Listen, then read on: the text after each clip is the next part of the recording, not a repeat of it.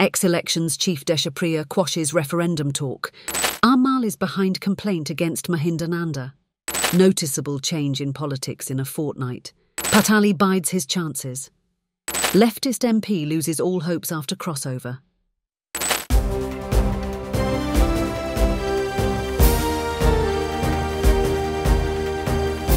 The leader, දේශයට මග කියන ප්‍රවෘත්ති පෙළගැස්ම.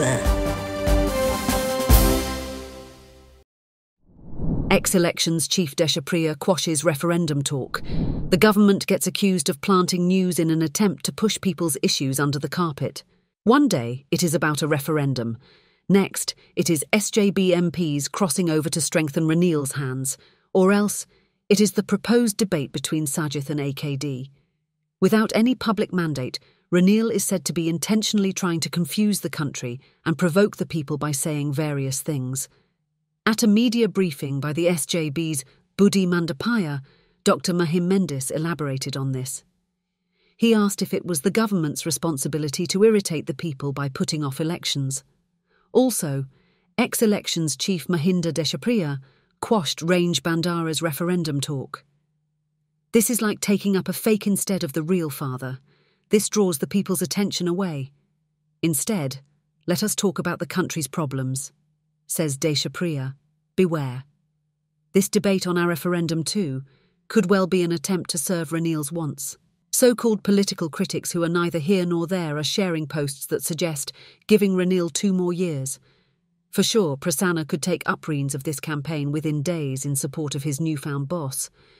It seems the MPs who are going to cross over to the government are supporting a postponement of elections too. Whomever backs it, Ranil and his followers will lose face very badly if people don't. But public opinion is a funny thing. It could go either way. Utterly unpredictable. Amal is behind complaint against Mahinda Nanda. The government is clearly divided as camps supportive of Ranil and the Rajapaksas. The extent of its effects came out at the last meeting of ruling MPs.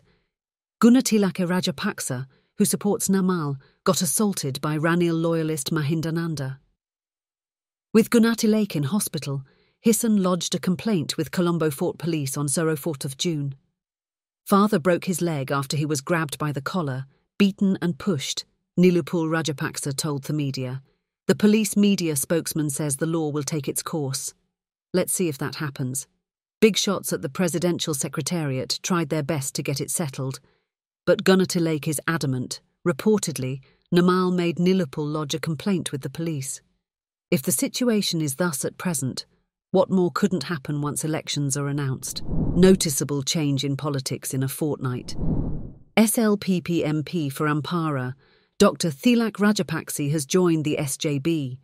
The former Army Medical Corps man also served as top medical officer in Ampara before venturing into politics. Furthermore, the SLPP's Potterville electoral convener and ex-SLFP organiser Abdul Majid has decided to support Sajith. So Sajith's camp seems to be getting stronger now. In the meantime, June is going to be a decisive month in local politics. There are certain politicians in the SJB who are in a dilemma, whether to remain or to leave. Sajith has a file on them about their past conduct. He knows some of his MPs had met Ranil, both individually and as a group. They received various privileges, development funds and even wine store permits. The leader claims that some of them confessed to him and his top advisor Lucky the full details. So, he has decided not to give them nominations from the SJB. Even if they get nominations, they will never get any positions in a SJB government, he has decided. By the way, the leaders of Tamil and Muslim parties still trust Sajith, but even their parties are not spared by Ranil, who has struck deals with some MPs. Risath and Hakim are with Sajith, although their MPs have changed sides. So do Mano, Digambaram and Radhakrishnan. But that could well change in a fortnight, latest reports say. Is it going to be a crossover or becoming independent? We'll be the first to bring you the latest on that. Patali bides his chances.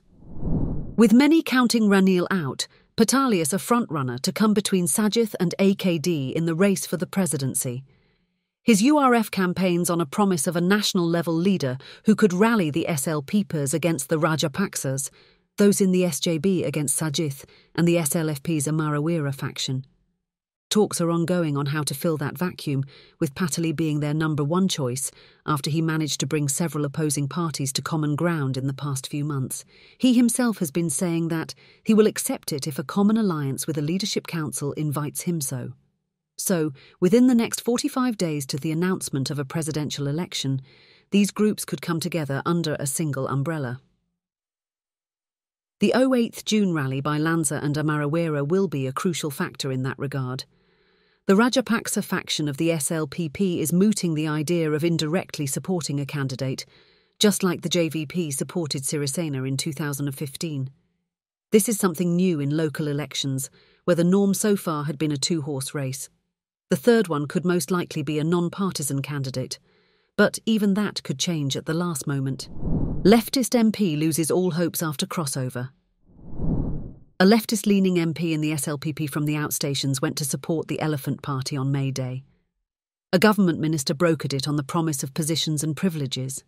The MP changed sides, but those promises are yet to be fulfilled. In the end, he tried to call the minister but got no answer.